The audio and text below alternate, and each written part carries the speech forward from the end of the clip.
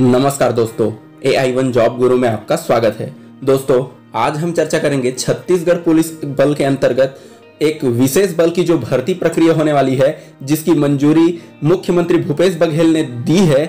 हम उसी पर चर्चा करने वाले हैं। दोस्तों, आज हम चर्चा करने वाले हैं कि इस भर्ती को लेकर अभी हाल ही में मुख्यमंत्री भूपेश बघेल जी ने क्या कहा है, और इसके साथ साथ ये भी हम देखेंगे कि कौन कौन से अभ्यर्थी इसके लिए आवेदन कर सकेंगे, कौन कौन से जिले में ये भर्ती होगी। इसके साथ साथ हम ये भी देखेंगे कि किसको किसको उम्र और ऊंचाई में छूट मिलेगी। आपके बस्तर बल से संबंधित हम सारी भर्ती प्रक्रिया पर चर्चा करेंगे कि पहले फिजिकल होगा, लिखित होगा, कैसे ये भर्ती होगी।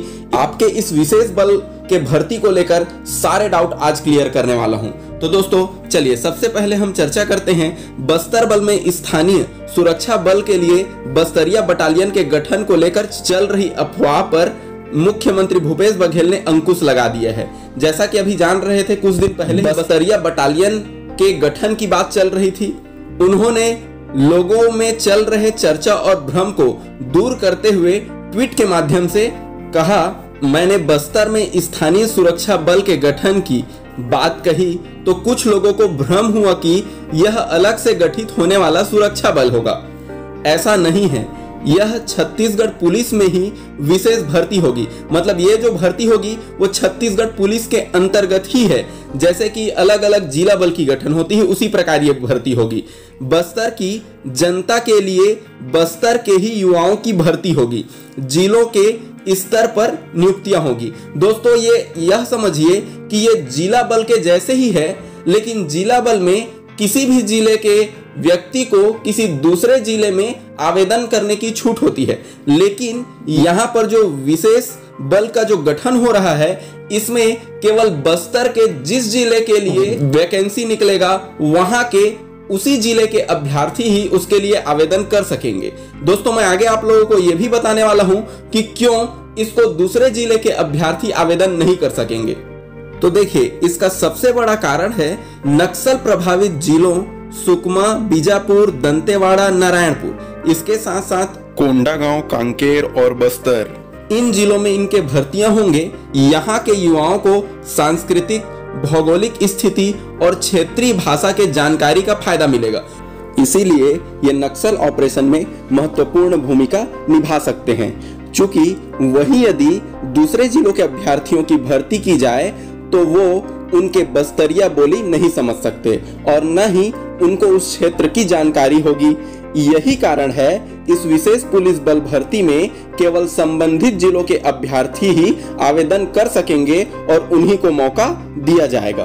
दोस्तों, अब हम इनके फिजिकल में शारीरिक अहर्ता में छूट पर हम चर्चा कर लेते हैं। तो दोस्तों, जैसा कि हम पहले भी जानते थे, जैसे कि सामान्य जाति, अनुसूचित जनजाति के अन्य पिछड़ा वर्ग के जो लोग थे, उनके लिए जो हाइट मांगी जाती थी वो 168 मांगी जाती थी। जबकि पहले भी बस्तर संभाग के जिलों में आरक्षक जीडी के पद पर नियुक्ति हेतु जो स्थानीय निवासी सामान्य जाति के, अनुसूचित जनजाति या अन्य पिछड़ा व्यक्ति के जो अभ्यर्थी होते थे, उनको 168 के स्थान पर 163 सेंटीमीटर ऊंचाई मांगी जाती थी।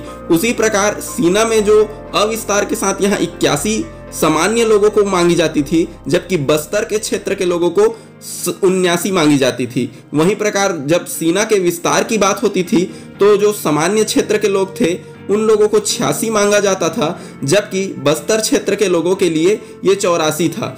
उसी प्रकार यहाँ पर महिलाओं को भी छूट के रूप में यहाँ सामान्य क्षेत्र के जो लोग थे अन्य जिलों के, उनको 158 मांगा जाता था। वहीं बस्तर संभाग के जो 7 जिले हैं उनके लिए 153 जो है इसकी हाइट होती थी।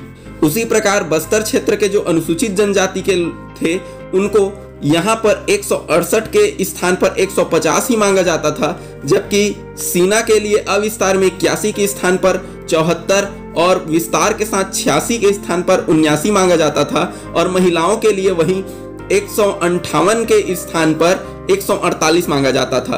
अर्थात आप यहाँ पर देख रहे हैं, इसमें जो अन्य जिलों के लिए जो भी पैमाना था, उसमें यहाँ जो है बहुत सारी छूट दी गई है इस बस्तर क्षेत्र के लोगों के लिए। तो यही छूट जो है अभी जो होने वाली भर्ती है उसमें भी लागू होने वाली है। दोस्तों, अब हम भर्ती प्रक्रिया की बात करें तो जैसे पहले भर्ती होते थे उसको अगर आधार मानकर चले तो सबसे पहले आपके फिजिकल होंगे। फिजिकल के बाद आप लोगों के जितने लोग फिजिकल में क्वालिफाई करेंगे उनको लिखित परीक्षा देना होगा। लिखित परीक्षा 100 अंक का होगा जो 2 घंटे के लिए होगा। और इसके साथ साथ आप लोगों के सिलेबस क्या हो सकते हैं मैं बता दूं। जो पुराने भर्ती प्रक्रिया में जो आपकी स्क्रीन पर सिलेबस दिख रहे हैं यही आप लोगों के सिलेबस होते थे।